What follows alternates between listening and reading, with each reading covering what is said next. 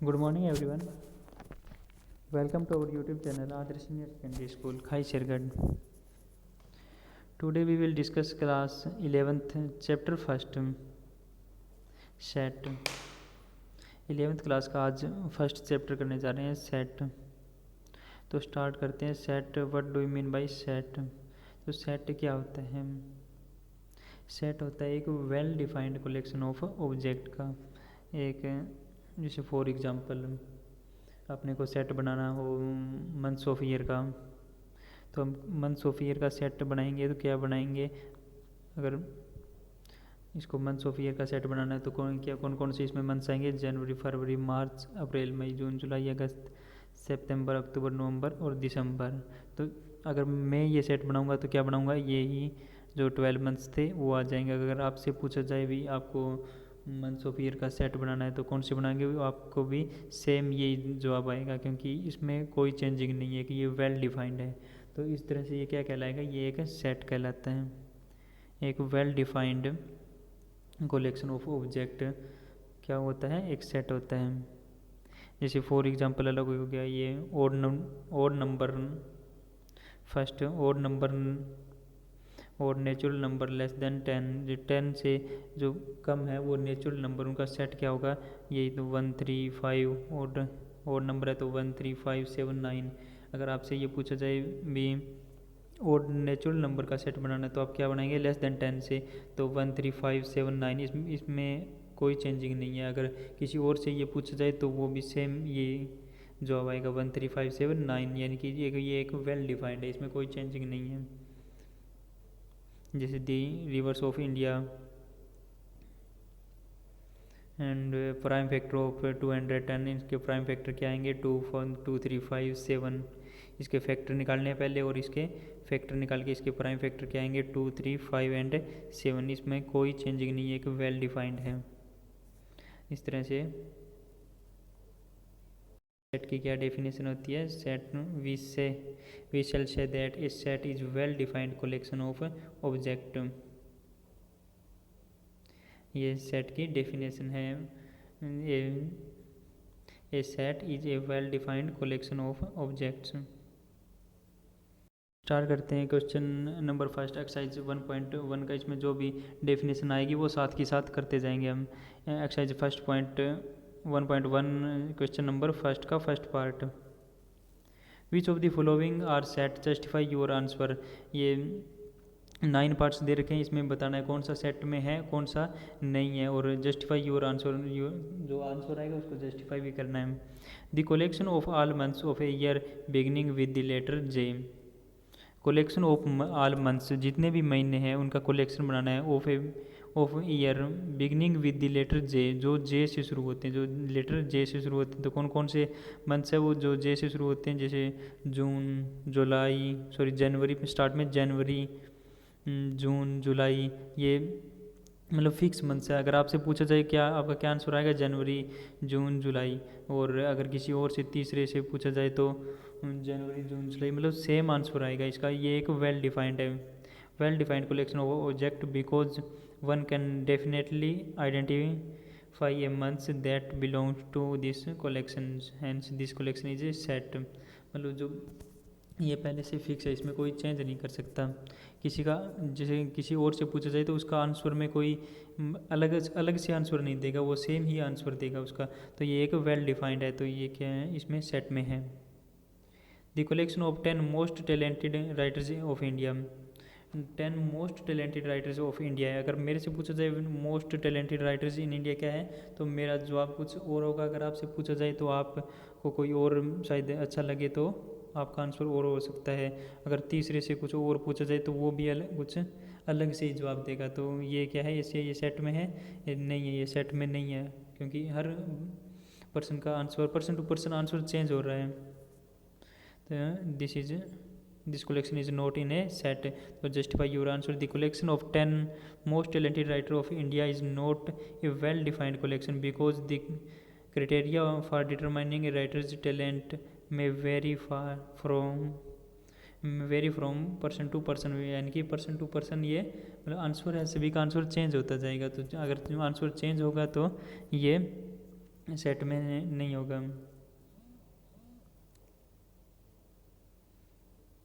Next question, इसका next part, एक team of 11 best cricket batsman of the world, इनकी world की जो बेस्ट क्रिकेट बैट्समैन की एक टीम बनानी है, वो सेट में होगी या नहीं होगी। अगर यही क्वेश्चन अगर मेरे से हो भी आपको बताना है best cricket batsman of the world, तो मेरा आंसर कुछ और होगा, और जैसे आपसे पूछा जाए तो आपका कुछ और आंसर होगा। जैसे किसी को MS धोनी अच्छे लगते हैं तो किसी को विराट कोहली, किसी को जसप्रीत बुमराह, तो किसी कोई रोहित शर्मा, जैसे इस तरह से सबका आंसर अलग अलग होगा। किसी को AB डिविलियर्स अच्छे लगते हैं तो कोई जैसे शेन वॉटसन, स्टीव स्मिथ, इनको अपनी टीम में लेना चाहेगा।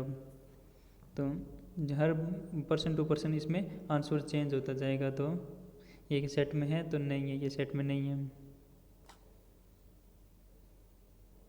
Next, the collection of all boys in your class, आपकी क्लास में जितने भी बॉयज़ हैं उनका एक कलेक्शन है, वो सेट में है, तो ये तो सेट में है सबका। क्लास में अगर किसी भी स्टूडेंट से पूछा जाए तो आपकी क्लास में एक बॉयज़ का सेट बनाना है, तो वो सेम ही सेट बनाएगा, क्योंकि इसमें कोई चेंजिंग नहीं होगी। तो इसका आंसर ये सेट में है। Next question, the collection of all natural number less then 100, collection करना है ऑल नेचुरल नंबर का लेस देन 100, ये तो सबका सेम ही आएगा, क्योंकि नेचुरल नंबर लेस देन 100 तो वही रहेंगे जो है, यानी कि नेचुरल नंबर स्टार्ट फ्रॉम 1 1 2 3 4 5 6 से लेकर 99 तक सेम ही रहेंगे। अगर आपसे पूछा जाए तो आपका भी सेम आंसर होगा, किसी से भी पूछे आंसर सभी का सेम होगा, क्योंकि नेचुरल नंबर का सेट है वो क्या है, एक वेल डिफाइंड है, तो वेल डिफाइंड है तो ये सेट में है। A collection of novels written by the writer Munshi Premchand, तो मुंशी प्रेमचंद के जो नॉवेल्स लिखे हैं उन्होंने, तो वो उनका सेट एक फिक्स है, वेल डिफाइंड है। जितने भी उन्होंने नॉवेल्स लिखे हैं उनका सेट एक वेल डिफाइंड सेट है, तो पहले से ये फिक्स है, तो ये एक सेट में होगा। The collection of all even integers, collection है ये ऑल इवन इंटीजर्स का, ये तो सेट में है। जितने भी इंटीजर्स हैं वो सभी इवन इंटीजर्स हैं, वो लिख देंगे। The collection of question in this chapter, तो इस चैप्टर में जितने भी क्वेश्चन हैं वो सभी सेट में है या नहीं, तो वो सभी सेट में है। जो क्वेश्चन तो पहले से ही फिक्स हैं, यानी कि जितने भी क्वेश्चन हैं इसमें, वो अगर आपसे पूछा जाए कितने क्वेश्चन है उनका सेट बनाना है, तो आप वो सेट बना दोगे। अगर किसी से भी ये आंसर क्वेश्चन किया जाए तो सभी का आंसर सेम होगा। तो this is in set. A collection of most dangerous element of the world, most dangerous animals of the world, world के जो मोस्ट डेंजरस एनिमल हैं वो तो सभी में अलग अलग हो सकते हैं, सभी के अलग अलग हो सकते हैं। किसी को कुछ जैसे लॉयन ज़्यादा डेंजरस लगता है, किसी को टाइगर्स, किसी को स्नैक्स, किसी को एलिफेंट, तो सभी का आंसर अलग अलग आएगा। तो ये सेट में है तो नहीं है, ये सेट में।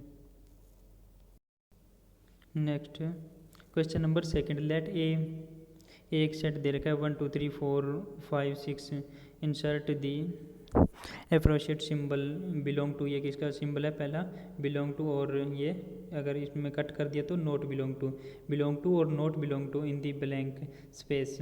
ये 5 ये ए को बिलोंग कर रहा है या नहीं कर रहा है, यानी कि जो 5 है ये एक सेट में है या नहीं है, सिर्फ ये बताना है हमें।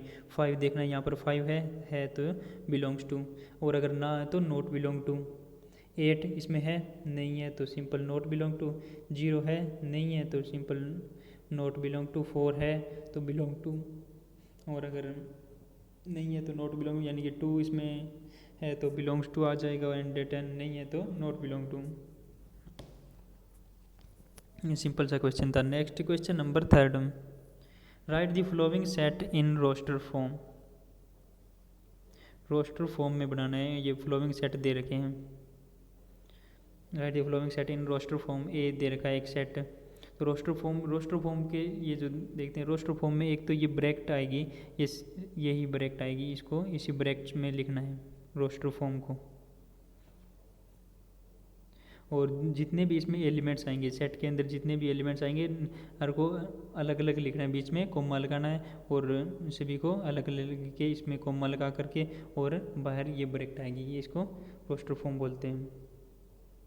जैसे फर्स्ट पार्ट है इसका, ए है x and x is, x का एक सेट है और एक्स क्या है इसमें, x is an integer and -3 and x है वो -3 से greater and less than 7, x greater than -3 and less than 7। तो इसकी वो सेट तैयार कर लेते हैं। कौन कौन से एलिमेंट आएंगे इस सेट में, -3 से बड़ा और 7 से छोटा, तो -3 से बड़ा -2 -1 0 1 2 3 4 5 6, 7 तो नहीं आएगी क्योंकि 7 से लेस देन लिखना है, तो 7 से लेस देन 6, तो यहाँ पर 6 पर रोक देना, ये इंटीजर्स का सेट बन गया। अब इसको एक रोस्टर फॉर्म बनानी है।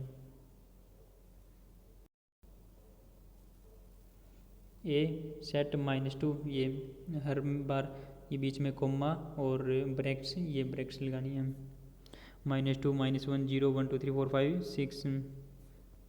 नेक्स्ट क्वेश्चन इसका सेकंड पार्ट ये दे रखा है, x and x belong to, set बनाना है एक्स का और x is a natural number less than 6, natural number लिखने लेस देन 6 यानी कि 6 से कम, 1 2 3 सिंपल, ये तो 1 2 3 4 5 नेचुरल नंबर का सेट हो जाएगा 5 तक। 1 से natural number start from 1 and कहाँ तक लेके जाना है, लेस देन 6, तो 6 तक यानी लेस देन 6 यानी कि 5 तक इसका सेट बन जाएगा 1 2 3 4 5।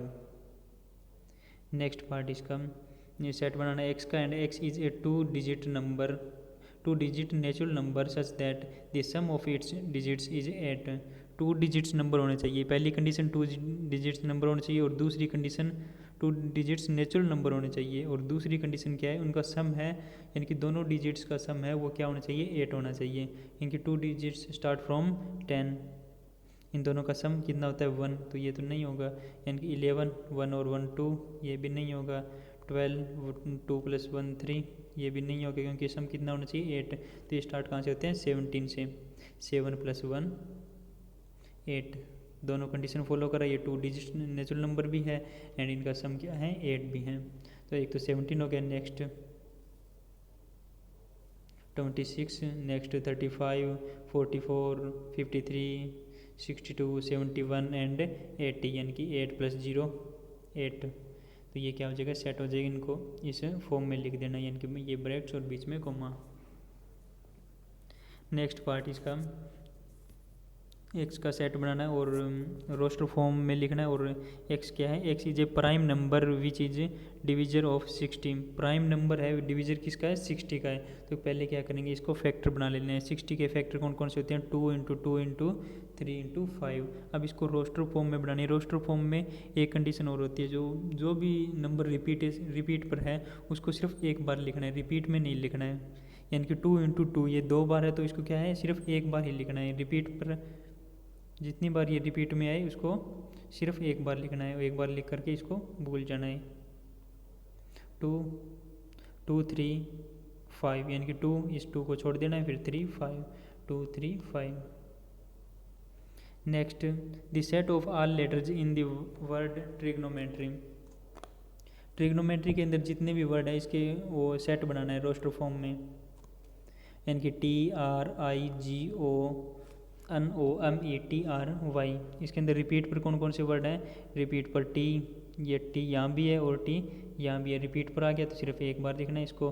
आर रिपीट यहाँ भी है और यहाँ भी है, इसको छोड़ देना है, और रिपीट पर है तो इसको भी छोड़ देना है, यानी कि सिर्फ एक बार लिखना है। छोड़ने का मतलब दोनों बार मत छोड़ देना है, सिर्फ एक बार लिखना है इसको। तो इसका सेट बनाते TRIGON, ओ दोबारा आ गया तो इसको छोड़ देना है, टी दोबारा आ गया, आर दोबारा आ गया, फिर वाई, ये सेट बन गया। नेक्स्ट पार्ट इसका the set of all letters in the word better, तो सिंपल वही तो है, यानी कि BETT है तो इसमें एक टी, ई रिपीट पर है और आर आ जाएगा BETR। क्वेश्चन नंबर 3 कंप्लीट, आज यहाँ क्वेश्चन नंबर 3 तक कंप्लीट कर लेना।